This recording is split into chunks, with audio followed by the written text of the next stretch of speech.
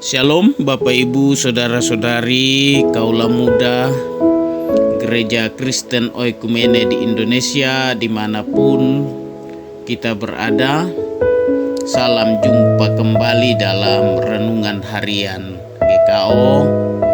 Hari ini Rabu tanggal 27 Desember 2023.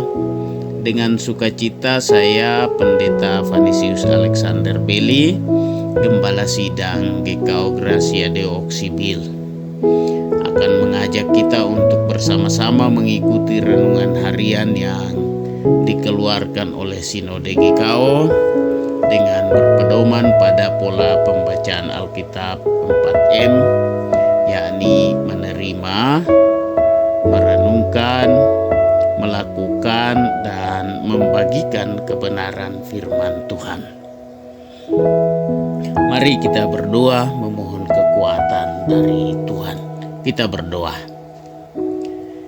Ya Aba, ya Bapa kami, dimuliakanlah namamu di dalam Kristus Yesus. Kami bersyukur karena Tuhan menganugerahi kami kehidupan dan hari yang baru untuk kami nikmati dan kami jalani. Atas rasa syukur itu, kami mau mengawali kehidupan kami di hari ini dengan merenungkan kebenaran firman-Mu. Kami menyadari bahwa tanpa firman-Mu kami kehilangan arah hidup kami. Karena firman-Mu yang mengajar kami, menyatakan kesalahan kami, memperbaiki kelakuan kami, dan mendidik kami di dalam kebenaran. Oh Roh Kudus, tolong kami sehingga kami mampu menerima firman Tuhan hari ini. Berikanlah kami sikap hati yang selalu bersedia dibentuk oleh Tuhan melalui firman-Mu. Di dalam nama Yesus Kristus kami berdoa. Amin. Tema perenungan kita pada pagi hari ini adalah kapan kita diselamatkan. Firman Tuhan terambil dari Titus pasalnya yang ketiga, ayatnya yang keempat sampai dengan ayatnya yang kelima bagian A. Demikian firman Tuhan. Tetapi ketika nyata kemurahan Allah Juru Selamat kita dan kasih-Nya kepada manusia, pada waktu itu Dia telah menyelamatkan kita. Untuk merenungkan kebenaran firman Tuhan ini, mari kita menjawab beberapa pertanyaan berikut. Yang pertama, kapan kita diselamatkan? Dalam penjelasan firman Tuhan kita hari ini, di ayatnya yang keempat, kapan kita diselamatkan, yaitu ketika nyata kemurahan Allah. Pertanyaan yang kedua, hal apa yang dinyatakan Allah kepada manusia? Yang dinyatakan Allah kepada manusia adalah kemurahan-Nya, kasih-Nya kepada manusia, sehingga manusia itu diselamatkan. Bapak Ibu Saudara-saudariku yang terkasih dalam Tuhan Yesus Kristus, kembali kepada pertanyaan yang pertama tadi, kapan kita diselamatkan? Yaitu ketika nyata kemurahan Allah, Juru Selamat kita, dan kasih-Nya kepada manusia. Dalam ayat pasalnya yang ketiga, ayatnya yang keempat. Dalam teks Yunani, kata kerja epiphane berbentuk orang ketiga tunggal. Padahal subjek dari kata kerja itu ada dua. Yang pertama yaitu Christotes, yang artinya kemurahan, dan yang kedua adalah Filantropia, yang artinya kasih-Nya kepada manusia.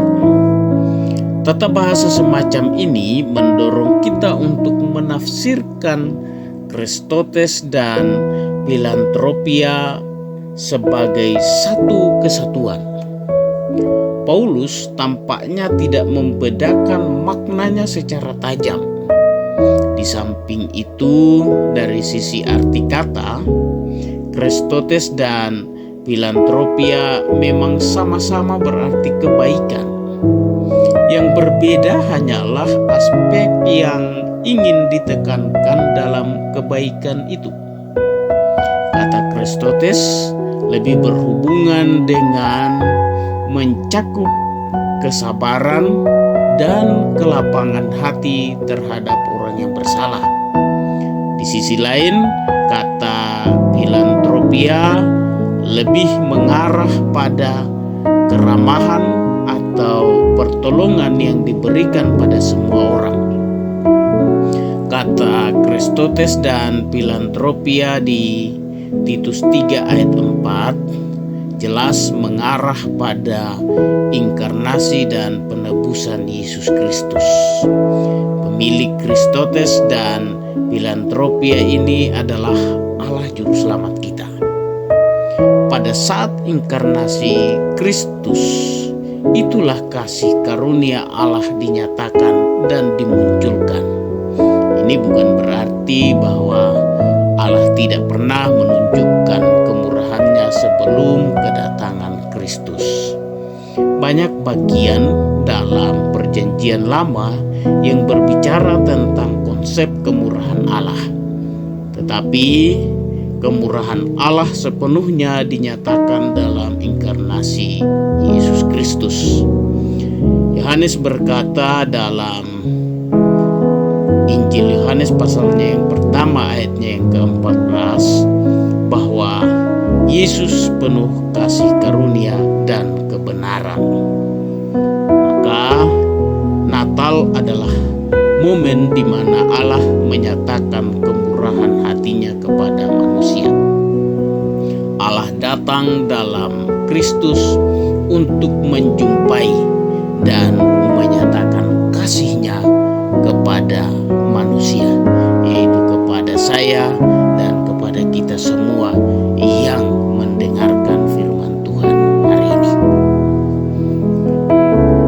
Bapak Ibu saudara-saudariku yang dikasihi dalam Tuhan Yesus Kristus, setelah kita merenungkan kebenaran firman Tuhan ini, maka mari kita melakukan firman Tuhan ini dengan meyakini bahwa kasih dan kemurahan Allah ada pada kita, sekalipun kita ada di dalam keadaan yang sulit, sekalipun kita berada di dalam keadaan yang tidak mengenakan, sekalipun kita berada dalam situasi sulit, ketika kita berada dalam keadaan sakit, ketika kita berada dalam keadaan sehat, ketika kita berada dalam keadaan lemah, atau ketika kita berada dalam keadaan kuat, Tuhan Yesus telah lahir untuk kita.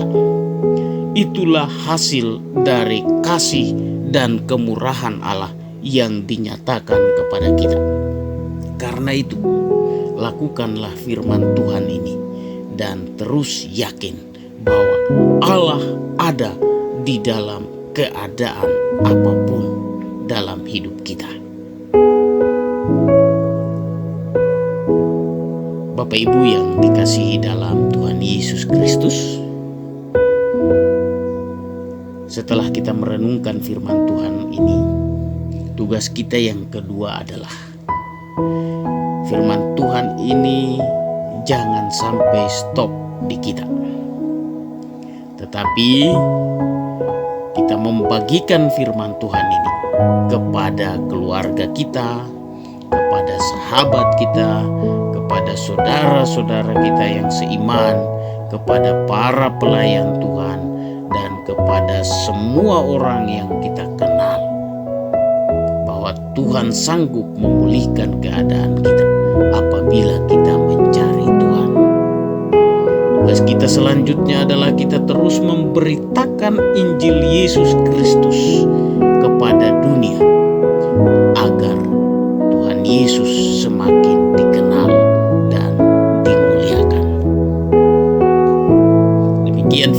Tuhan. Mari kita berdoa. Ya Bapa di dalam kerajaan sorga, kami bersyukur kepadamu Tuhan dan memuji mengagungkan kebesaran nama-Mu. Oleh karena kasih dan kemurahan-Mu, pagi hari ini kami boleh dapat merenungkan kebenaran firman Tuhan. Karena itu ya Tuhan, firman Tuhan yang telah kami renungkan ini jangan berlalu begitu saja, tetapi oleh kekuatan Roh Kudus kami dapat menjadi pelaku-pelaku kebenaran firman Tuhan yang setia. Dan oleh kekuatan Roh Kudus juga kami dapat membagikan dan memberitakan kebenaran firman Tuhan ini kepada semua orang. Dan kami percaya bahwa berkat-berkat Allah akan menyertai kami mulai saat ini terus kekal sampai Maranatha. Demi Kristus Yesus kami berdoa. Amin. Demikianlah perenungan kita pada pagi hari ini.